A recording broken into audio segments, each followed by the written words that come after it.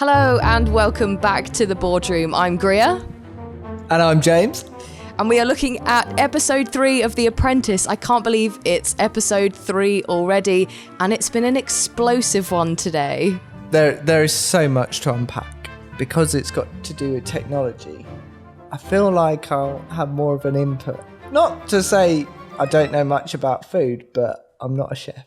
I did think that throughout the episode. I thought, you know what, James is going to have something to say about these escape room games and their quality, and especially the logos, as I know, and now our listeners know, that you're a bit of a stickler for the detail. Talking about the pound sign last week, the logos are really going to drive you mad, I thought. Yes, they did. There's nothing more to say. They did. Yeah. We'll unpack that later. Exactly. We'll come to that. But this week, Alan Sugar decided to spice things up a little bit. One thing I do love about when the contestants have to get up really early in the morning, you've got Karen and you've got Tim stood there all in their business wear looking bright. But Lord Sugar didn't even turn up to this one. It was just a computerized version of him. Sometimes he does that. It's his voice looming, but... His hair looked way slicker than usual in the computer graphic, I have to say. It was flattering. Sorry, I've got to go back because you mentioned a point of getting up early. I wanted to say that it got on my nerves that they never say goodbye. You know, when they pick up the phone and they're like, blah, blah, blah, blah, blah, they want to meet you there. And they just put the phone down and it just, I don't know, maybe I'm too polite, but I like a goodbye. Oh, that is true. They don't, do they? I think, are they trying to do it like some sort of secret agent James Bond? We want to meet you at this hour. And they're not going, okay, thanks, bye. No, you hang up. No, you. No. But that would be funny, though. I think they should try it. They should. Be more polite. There was a shake-up this week. Sir Alan, Lord Sugar, whatever his name is these days, he decided to mix the teams up. So we don't just have straightforward boys and girls anymore. We have mixed teams, which means your favourite part of the whole series, the cringy team names, have started. The cringy team names, yes. One of my first things that I noticed about that was one of the possible names was the Avengers. Yes. And I have worked with a team called the Avengers. I won't go into any more detail than that, but that brought back some memories. I need to know. Is it a quiz team or something? Oh, no. It's a proper working team. You know, wow. In technology, we have these fancy team names. Yeah, we just have the best offices, the best teams. I wasn't actually part of the Avengers. I was part of a team called Celestials. Wow. Okay. Your life is The Apprentice. We'll end it there. Move on. Okay. See, I knew one of us needed to get our applications in for next year, and now we know which one of us it is. But the team names this time were Supreme, but not in the way that you think we're going to spell it. And then Nexus, which sounds like... I don't know, something that you'd call a tech product, I thought. Is there a Nexus? There's a Lexus. There is a very techie product called Nexus, and it's a kind of application that I use as well. So it's just, it had very techie vibes. It's James's week. Yeah. Yeah, I thought of Chicken Supreme, like Lord Sugar said about Supreme. Supreme's also a clothing brand as well. I thought of that.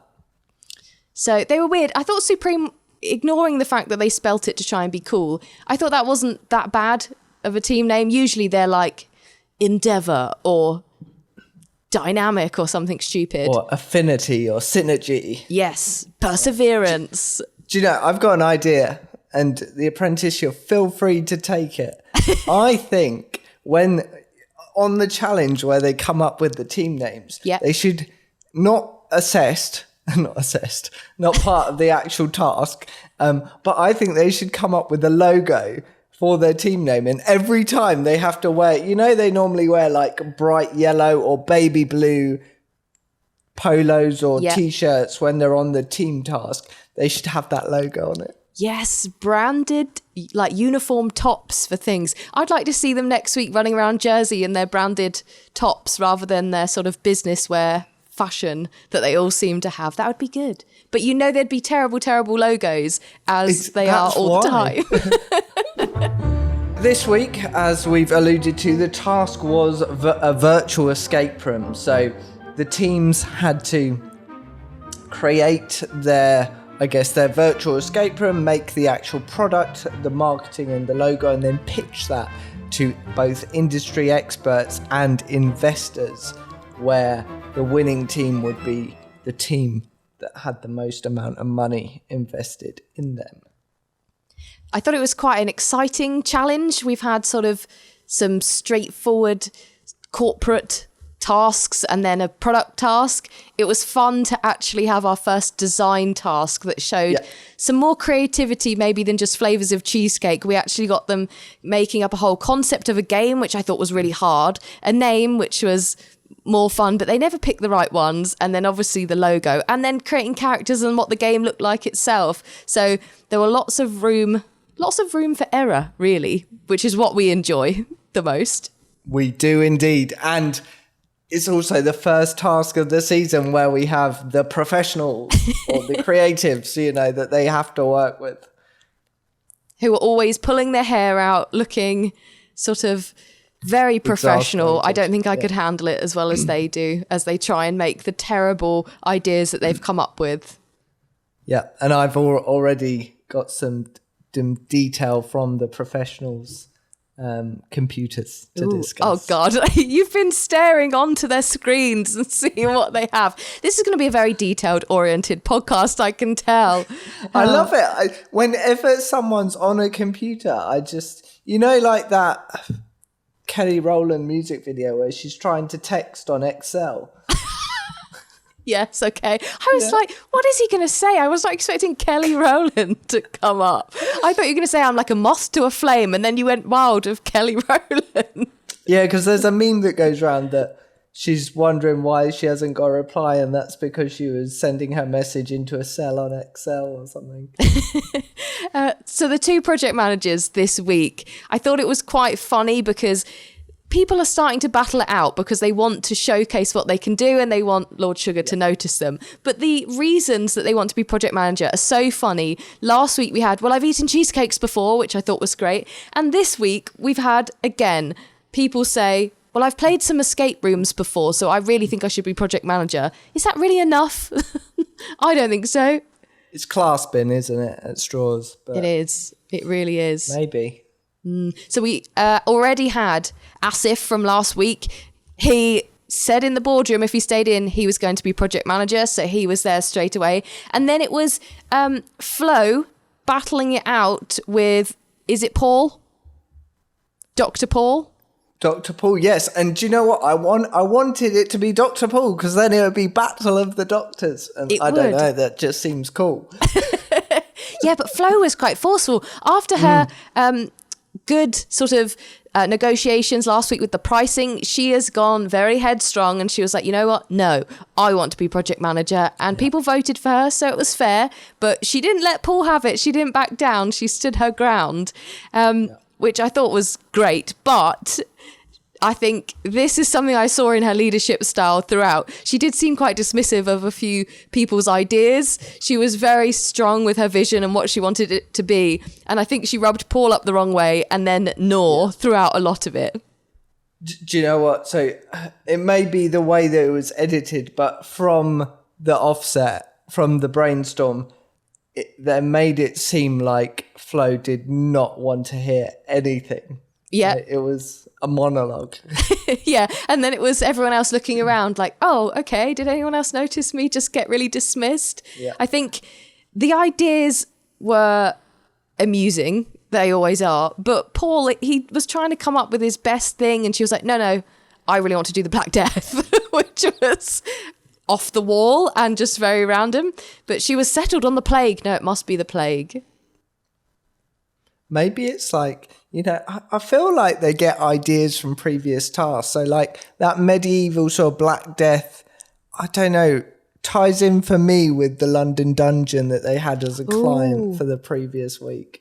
Yes, it could do. I wonder how close these tasks are actually filmed. Maybe you're right. It was like my elevator pitch last week was very much linked to the crumble and cheesecake. Yes. So I think both project managers were very strong, had their sights set on winning straight from the off, and yeah, both very confident personalities. And I think that was a good thing for Flo. She did direct the team and say, this is what I want the logo to look like, this is what I think the game should look like, and everyone actually stuck to it, really. Even though Noor thought it wasn't that fun, everyone stuck to her vision. Whereas Asif, he went a bit rogue himself when it came to logo design and stuff, and people weren't so sure about the concept. So I think the strong leadership style worked for Flo, but I don't think it worked in the end for Asif. No, I don't think so. The only thing that I wanted to pick up just while we're at the brainstorming stage is I found it quite funny how Flo said she would be on the game design, game production team, and then suddenly the whole team wanted to be on the marketing team. What does that say? Yeah, I don't know if you can read anything into that, or maybe a lot of the contestants just knew that the game design would be hard. Who knows? As we all know, the favourite part of the episode, the secretary segment. Is that what we're calling it these days? We've made a proper segment. I made that up off the cuff. We can keep it for this episode and the rest of the series, or we can bin it straight away. We'll see. Let's see what it entails first. Okay, so actually there wasn't really much to report. So we saw the secretary twice in the show this week, and I think the highlight was the Excel not only has a bar chart, but now has a pie chart next to the pie chart. Are they just like slowly making a dashboard or something, or a series of charts? She's learning how to do the different charts each week. A new Maybe chart it's an per Excel episode. crash course. Yeah. That was the main update. The only other thing was I saw Microsoft Edge on the taskbar, and that made me sad. Only you would look for these things. I don't even notice when the receptionist comes on the screen, let alone what is on her taskbar. I'm going to have to rewind the sky and have a look. Do you know, for the taskbar bit, I did rewind. Okay. I did not see that first time. Magnifying glass right there. Yeah. So there we go. Secretary segment for episode 3. That was your update. In case you're new to the podcast, now we do a elevator pitch for you where myself and Greer have 60 seconds on the clock to present to you, our audience, what we would do for the challenge. And I guess, well, we don't really review it, do we? We just put it out there and let you absorb. We do slightly, well, now I'm revealing that I slightly judge you on yours. We judge each other's. We maybe comment for a 1 or 2 comments, but the 60 seconds is strict. You will be cut off. And, you will. There we go. So, Greer, I'm concerned. Let me just caveat before I give you my 60-second elevator pitch. I know we do this every time, and you shouldn't do this in a real investors meeting, but I have never played an escape room. I have never gone to an escape room. I am not a gamer. I think the only time I ever play games is round James's house, where he makes us play board games. And that's the only time I ever play games. Okay. My brother is a big video game fan. So the last time I played / watched a video game was at Christmas with him. So my gaming or like going out and playing a game, escape room or whatever knowledge is very, very little. So I found it really hard to try and come up with like a fantasy thing. But I think I've done all right. Okay. It sounds like excuses. Sounds like you should have been on the marketing team. Yes, I think so. But we'll see. I haven't got a name for it though. So maybe we can come up with one, or you listening, you can come up with it one. in 60 seconds. Oh my God. Okay. There'll be time at the end. I won't be able to come up with a name. Don't worry, right. Mine will be awful. But now, Greer, your 60 seconds starts in 3, 2, 1, go. God, that's terrifying. So I needed to come up with something that I thought was fun. So what could you escape from? So I thought, you are a captured pirate. But my brain went to sort of Pirates of the Caribbean. So you've been captured on board a British ship back in that time period. You escape the prison on board at night while people are sleeping or they're out getting drunk or whatever. And you have to somehow quietly get off the ship, but you want to steal some of their stuff at the same time. Like jewels, money, cool things on the ship that you want to take back to yours. And you can use whatever's around you, wood, rope, cannons, whatever, make a raft, make a boat, put it all on your back in a bag, try and get as much out as you can, because people could wake up, they could find you. That's the element of danger. Try and get out with as much stuff as possible because you want to loot the ship that they put you on as prisoner. There you go. That's what I've got. What name would I come up with for it? I've got no idea. No idea, you're out of time. Yes, still no name, but I went pirate themed. I got Pirates of the Caribbean in my head and then thought stealing jewellery and stuff from the rich people might be quite fun. Wait until you hear mine. Is it about pirates? No. Okay, oh God. What are you going to do? Right, I'm setting my timer. Not 59 minutes, 59 seconds. Are you feeling nervous? I am. Good, because you made me feel nervous, so payback. Are we ready? 3, 2, 1... go.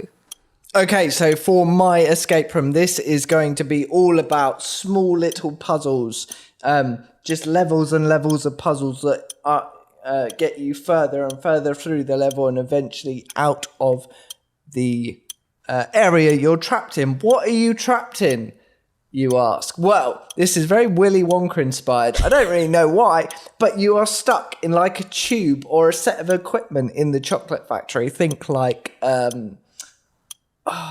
can't remember his name in the movie. So there's going to be lots of levers and button type puzzles. You can need to unclog the tube of chocolate, free the Oompa Loompas to help start the machine again, and eventually you'll come out of the chocolate machine in the factory and, I guess, be free. Time. Yeah, well timed. I didn't get a name either. Good. That is a good idea.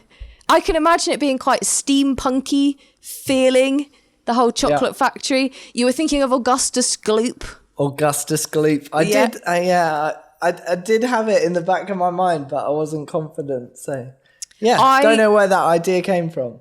I like it. I wonder if you got it because of the fact we're doing elevator pictures and they have, at the end of the film, the massive elevator that comes out the top. Yeah, maybe. And chocolate from last week. It's all kind of That's connected. True. I was trying not to laugh when you said the word unclog the chocolate pipe or something. I was like, because they have a pipe, don't they? I know, but that just made me laugh. It's been a long day. I'd say they're both good. They're both very creative. Yeah. I think we're getting better. We are getting better. So I'd be interested to know, if our listeners were investing, whose would you pick? Let us know in the comments. You can follow us on Instagram at Back to the Boardroom, or say hello to us in our YouTube comments or wherever. And exactly. Yeah. And if you actually do want to donate, our sort code and bank account details are in the comments. And because James is really good with tech, he's actually going to make the virtual escape room. So he isn't. Please don't donate to him. Yeah, don't. So let's go back to the teams and their mad designs for their escape rooms. Now, we've just heard James's Wonka-inspired elevator pitch, which is funny because I've written down medieval escape looks pretty Wonka in my notes with the logo. Nice. Yeah. So we had medieval escape and then we had fallen escape as well. Fallen escape. However, what I have to stop you there. One of my best moments was when someone suggested the name Escape the Country. Escape. Escape to the Country, like the show. Yeah, exactly. Yeah, and someone was immediately like, that's like a TV show. Yeah. Isn't that like a location style show? Yeah. Yeah. Someone got their wires crossed there. But we love looking at their logo design because it's always too many cooks. So many people have put their 2 pence in and come up with something that is awful. So what did you think of both logo designs? Shall we start with Medieval Escape first? Yeah, so Medieval Escape was simplistic, I'd say. I'd say the font choice was okay. And the fact that they'd underline sort of the red of dye in medieval, quite inventive actually. I do have some geeky stats if you want them. Yes, please. So I did notice they were using Illustrator 2023, which was quite interesting. And also, I don't know why I hone into this, but I noticed like the open documents in Illustrator, and one of them for the medieval team Nexus was called like fontchoices.ai. So I think they actually have a selection of fonts that they have to pick one of them. Ooh, interesting. So it's not just go rogue. It's the designers come with a few things to start off with. I think so, and you have to pick one of them. And I feel like they alluded to, I can't remember who it was, alluded to they were allowed to pick one logo if they wanted. Not logo, they're designing a logo, one symbol for the logo, which they opted not to in the end. So there are some rules around the designs. I feel like there are constraints that we're not privy to. Yes. Oh, sneaky. That is some good spying on the technology again. Yeah. I think Medieval Escape, out of the two of them, was fine. I think Noor wanted to add some more interesting and fun elements. I think some of her suggestions throughout this thing was so funny. But I thought, I'm glad they just left it, and Flo seemed to be happy that they just left it and kept to what she had envisioned. But Fallen Escape.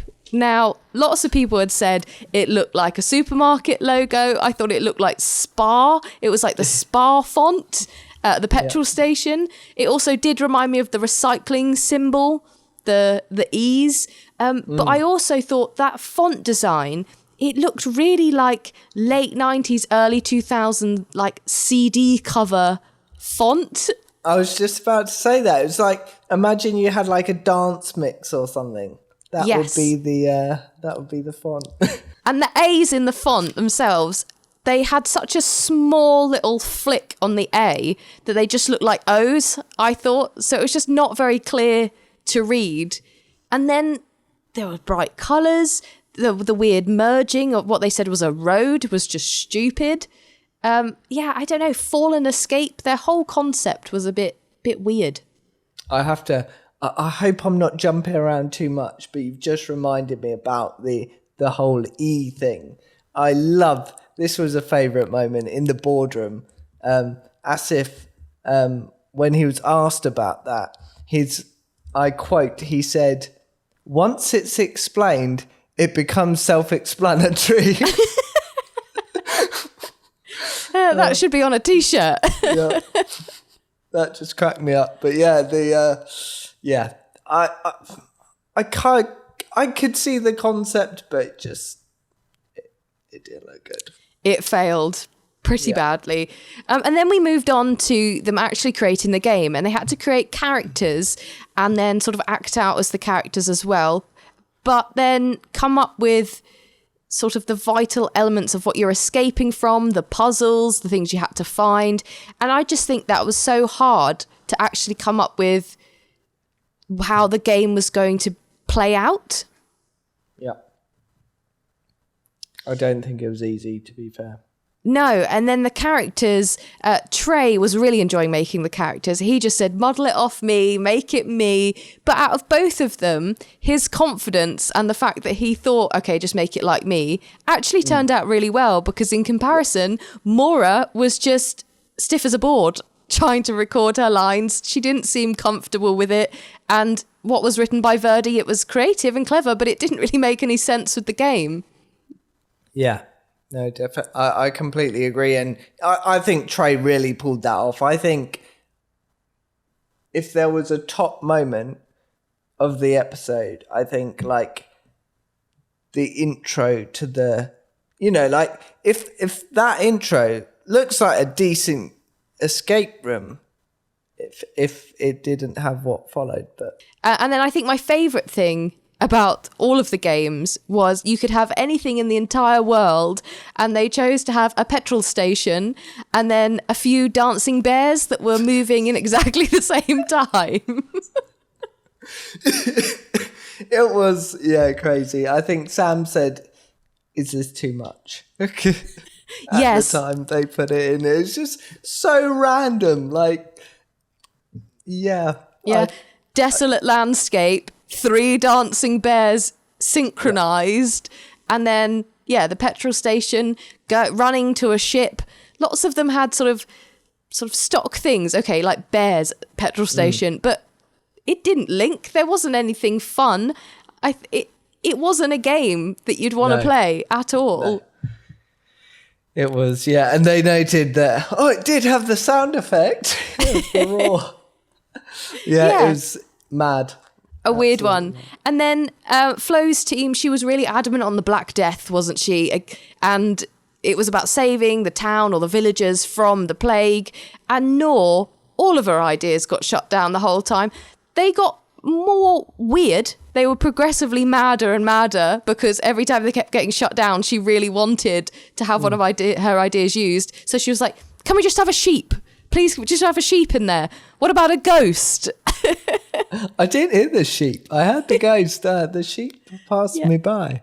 Yeah, exactly. And also horse and carts she wanted outside the front. I get where she was going. And they did say in the investor pictures that it just was not fun. Where's the fun? Where's the joy?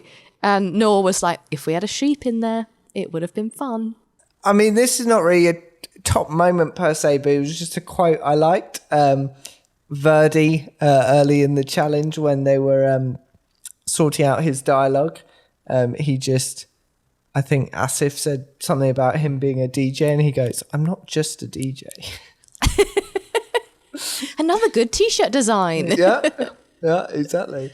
That is good. I noted down another quote that I thought was great from Maura. She said, I think she was talking about how the team was sort of directing the game and coming up with the characters, and she used the phrase Steven Spielberg's. Oh, yes. Which was fun. Shall we move on to the actual pitches now, to the industry experts and investors? Because one of the teams just dressed up in some hats and stuff. And they really did not enjoy either game. It was the one with the dancing bears. They audibly laughed out loud at. They said, where's the sense of fun in this with the Black Death game, which I thought was good. Is it about as fun as a wet fish? I have written down. Do you know, one of my top moments there is it's a true doctor answer. It was, where's the sense of fun? And he proceeded to explain that completing small tasks would reward you with a dopamine hit. Yeah, it's true, but the dopamine hit wasn't big enough to actually enjoy the game. Small very small. Yeah, it was just weird. I do like how they pull apart the presentations, laughing at the petrol station and the bears. The game's company manager, owner, designer said, was this meant to be surreal? Because if it is, that's fine and I'm on board. But if it isn't, this is just really weird. And Asif just had the moment to be like, yeah, it's surreal. But no, he doubled down and said, oh, it's actually meant to be really realistic. Yeah. Really? 3 dancing bears in a row doing the same thing? Realism? They got laughs. Like they could have capitalized on that. I know in the moment probably it's harder than it looks, but yeah, you do know that was bananas, right? Yes. There were some good quotes from the pitches, but I think the experts were great and I liked it. But what I love more is when they did the test with actual gamers, people who really loved escape rooms and video games. They were some of my favourite people. They were saying I'd ask for a refund, I'd play this for a whole of 2 seconds. Yeah. It's cheap looking. I loved it. They slated them so badly. From the intro video was boring, not being related, as you said. The refunds, they don't hold back, and they shouldn't really. I think the panel were nicer than the focus group. I think so. I wish they had a focus group every week so we could hear what everyone says, because the members of the general public are brutal and I love it. Do you know what? I'd honestly love to be an industry expert on that show, because you just get licensed to really dig into their final product, which hasn't met the mark. Yeah, I think what I would struggle with is if I was actually on one of the teams and you had spoken to someone who's a big gamer and they really hate the idea, having to say, okay, thank you for that feedback, we'll take that on board. Okay, thank you. I would be mortified with anything that they said that was critical. So I don't know how I'd be able to go, oh, okay, you'd want a refund. Oh, that's fine. Thank you for that. We'll take that on board. Okay. It wouldn't work. No, it's quite hard to do, I think. Quite hard to keep a straight face. I think I show a lot of my emotion. So I would be rubbish. Absolute rubbish. See, I need to watch our podcast back on YouTube to see what your facial expressions are doing when I'm reading out my elevator pitch. You could be letting a lot out there without realising. It's probably intense, like, concentration, because I need to be listening. So let's go back to the boardroom and find out what happened after all of the terrible designs, all the feedback from industry experts and focus groups, and see what happened when it really matters. So this was an interesting one this week. I couldn't really see which way it was going to go because I thought they were both bad. But I was surprised that actually the industry experts thought, you know what, we're going to go with either of them. Yeah, I genuinely don't get it. Like, you know, what did we have? We had 170,000 and 50,000 for future development. I mean, it's made up, right? No one would do that in their right minds. Like, it's a shell of a demo, and if you're looking for investment, surely you're investing in the concept rather than totally overpriced. I would have paid none. Yeah. I guess, if you're a games company, you might like the idea, so you could pay a group of people for their idea or something, but the rest of it was just so bad. And I thought, okay, if they're willing to pay £170,000 for a game that's really bad about the Black Death, then they'll probably want to pay some money for our pirate ship and Willy Wonka's clogged tube game. Exactly, right. They commented that the medieval thing had been done several times before. Yeah, I still want to invest well over £100,000 in it. That doesn't add up for me. No. They were obviously pushed, weren't they, by the production to add a random monetary figure that's not real to the team that they thought should win. Yeah. But it'll be interesting to know how they priced that up. But yeah, and an extra 100k if they said yes, that it would be surreal. Yes. What is that all about? The dancing bears are my favourite part. Flo's team, with her headstrong leadership and her clear idea, came through in the end and actually won the task. And Asif and the rest of his team were brought back into the boardroom. Now, it was weird, wasn't it, when Asif was quizzed about who is going to bring back into the boardroom and what the failure of the task was. He sort of said it was the design of the game and randomly decided to bring 2 of the women back. But then when Sam argued, why on earth are you bringing me back because I contributed, he went, actually, can I change my mind? I don't know if we've had that before. Yeah, I don't know. I'm not sure. It sort of rings a bell, but I don't know. It's an odd one, right? And it puts you really on the wrong foot going into the final boardroom. And interestingly, Lord Sugar let him change, but then brought all of them back anyway. You're confusing me. You've confused me, he said. Yeah, exactly. I think Sam, well, she did sort of bite his head off, but she was contributing throughout. I think he panicked because he didn't know who to bring back. And I think he's been playing it quite tactically, because last time he said, oh yeah, I'm the project manager, so, fire the other two. And he's been really trying to use tactics to get through. And I think he realised that, okay, he might go as the project manager because it was that bad. So he needs to try and do something that Lord Sugar does occasionally, which is fire the person that didn't contribute that much. And he just picked Sam, and she wasn't having any of it, which was great. But I can't believe he kind of caved with his judgment then. It seemed as if he was faffing and really not sure where to go. Really wasn't I don't think it was good for him. I think he was probably going anyway, but I don't think it helped. No, it didn't. It didn't show that he had strong, decisive skills or business skills, and it wasn't really on top of his team not being able to pick. So, Lord Sugar brought a bunch of them back in and, tried to get to the bottom of what on earth had been going on that task. Does he always, this was a question actually for the listeners, for you to ponder, I don't know, in every final boardroom, does he always have to go to someone, I don't want to hear any more, I've heard enough and I'm going to summarise, I don't want to be interrupted. And then people still try and interrupt, this time both Amina and Asif talking back. Or trying to. He does say that every week, doesn't he? He's like, right, I've had enough, because they're all there fighting. It's becoming a catchphrase along with "you're fired." And the other thing he keeps doing, which he only brought out on a handful of occasions, but I feel like everyone he has said "you're fired" to, he has said with regret, "you're fired" to everyone, it seems, this time. But before, you used to be able to go, oh, okay, he's actually quite sad letting that person go because he sparingly used the phrase with regret. But now it's been with regret every time. Maybe he's going to pull out a no regrets, you're fired. Oh, that'd be good. I wouldn't want to be that person, though. No, exactly.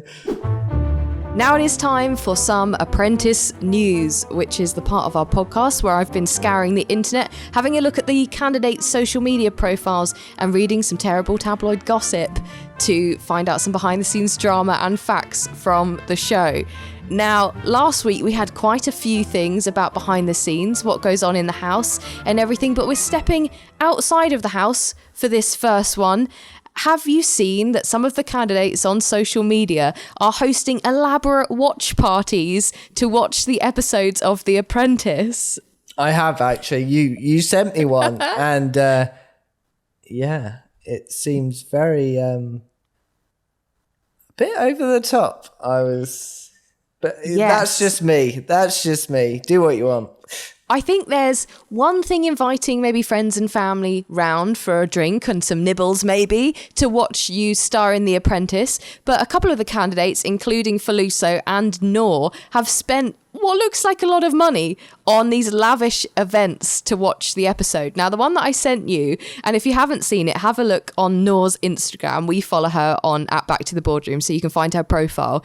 She has done a reel showcasing what looks like a big wedding event. She's in really glitzy, glamorous dresses with all her friends and family. There's like a lit up walkway. She stood on a stage at the front giving speeches. There's like draped curtain type things over the roof, chandeliers, and a massive screen showcasing her make her fish cake on the first episode. There's a band that comes up, and she's even got Radio City, it looks like, they're interviewing her. And this is the bit that I thought was worthwhile news. Now, we don't know if it's true because she's written the caption herself, but it says, when you spend 20 racks for your people to watch The Apprentice in style. So has Noor really spent £20,000 on putting on a big lavish event for her first ever episode? Come on, really? That's a lot of money. I did have to Google what that meant. I mean, so did I. I assumed it was like 1,000, but I had to be sure. I mean, all I'm going to say is I'd like to have that money as well. Me too, but it begs the question, if Noor's making enough money to have £20,000 blown on a party, does she need Lord Sugar? Yeah, exactly. We could send some investment ideas over. We could, exactly. Have you heard about a Willy Wonka-inspired escape room? So the other bit of Apprentice news comes from one of my favourite people that have ever been on the show, and that is Thomas Skinner. And you might remember him from being sort of a Cockney type market trader sounding guy who likes to say bosh a lot. He was also on Michael McIntyre's big show on the Saturday just gone, joining in some of the random escapades that they have going on there. But he has been speaking to one of the tabloids, the Daily Mirror this time, about some of the rules that the contestants have when they're on the show. And I mean, they've gone straight in with the fact that there is a sex ban on The Apprentice. So they're banned from getting together in the house, apparently. But he's asked some of the readers' most sort of burning questions, including, do you really get up at 5 a.m., which we've spoken about before. He has said that they are just given a 20-minute warning. So they're doing all that prep, got to do your hair, brush your teeth, get power dressed in 20 minutes. Could you do it? I don't know. I still think that's a lie. Like, when they're filmed waking up, half of them already have makeup on. It's true. Thomas does say that the night before the phone rings, they do get given a warning that it will be early, but they aren't told when or what time. So he does say that some people try and set their alarms in as a guess.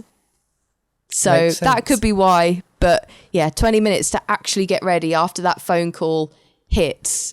You've just got to guess it, I think. What? Sorry to interject on the news. What if no one hears the phone? I think there's not an option. You'll get a producer really angry banging on the door and they'll have to film it again, I bet. They won't have an option, will they? No. Now, this bit is interesting. Someone has asked, are the exits pre-filmed before the show? You know, when they're walking out with their suitcase. I know the answer to this.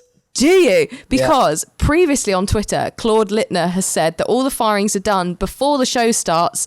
They are wrapped up for continuity. Wrapped up for continuity, not to show that the clothes are not those worn when fired. Yeah, doesn't make any sense. So they always, so I know this. So they always wear a scarf because they wear, I think, a jacket and a scarf, basically, so you don't see their suit underneath because it's going to be different from that of what they were just wearing in the boardroom. That makes sense. I do always think, oh, why is it always cold? They're really wrapped up with a scarf. Yeah. That's hilarious. So Tom also added that, yes, all of the taxi scenes are filmed at the beginning to save on time, but the exit interviews of them actually being inside the taxi, talking about their time on The Apprentice and, oh, it's my time to go. Don't worry, Lord Sugar, I'll still be, fighting for my business. They're all filmed after each episode. Ooh, okay. So really, does it save time? I don't know. I've got to check now. So we're saying when they go to the taxi, yep, they're going to potentially be in different clothes to when they're in the taxi. I've got to check on that. We'll have to check for the scarf and the coat. Yeah, exactly. Episode 4. I'll take the scarf, you take the coat. Okay, I'll have at least one task to do while watching. And then the last thing I thought was interesting from Tom in this article was he was asked, are Lord Sugar's jokes scripted? And we do say, oh, there must be a writer's room coming up with the silly puns and stuff that he says. But Tom says that his jokes aren't scripted, claims he's very witty and he's a market trader, so has the sort of gift of the gab, likes to think on his feet, and he's naturally funny. Do we believe it? What I want to know is, are they forced to laugh at his jokes? Probably. It might be. Well, it's that pressure, isn't it? If your manager at work says something funny, you have to be like, Even though you're thinking, oh God, no, that's not funny. So maybe it's the pressure. But the BBC have previously said in a statement as well that Lord Sugar is not given any kind of script in the boardroom, and he's entirely in charge of what happens in there. He doesn't have an earpiece on, so the production team cannot even interrupt him. And so every decision he makes is his own, and everything he says is his own. I wonder how much is cut out, though. Possibly. And I think the only other Apprentice news this week was this episode has been the first ever throughout all of the seasons that we have known from the media who was going out before the episode actually aired, which was a weird one. Finding out who was going. Yeah, I actually didn't know because I'm... funnily enough, I don't actually look at my phone too much. Well, I try not to. I do. I had people sending me messages being like, have you seen this? We already know who's going out. So I don't know why. I had an inkling without knowing anything. I just, even throughout the task. But yes, interesting that it was spoilt. So that's all from us this week with escape rooms. I'm really looking forward to next week's episode. It's my favourite task that they do all the time, where they have to source 9 items off in Jersey, running around trying to find what's on the list. So I cannot wait. Are you looking forward to it, James? I am. I want to see someone move more than 50 metres, which happened a season or 2 ago. And Alan wasn't shy in pointing that out. Amazing. So I'm really looking forward to that. If you want to see some behind the scenes clips of us or some ridiculous stuff, reels and things that we put out, head over to our Instagram at Back to the Boardroom, and don't forget to subscribe and follow us on Apple Podcasts and on Spotify as well, as we like seeing our numbers go up. James, a final thought for this week? A final thought. If you're ever at a petrol station and it's deserted, watch out for dancing bears. One to watch out for this week. See you later. See ya. Bye.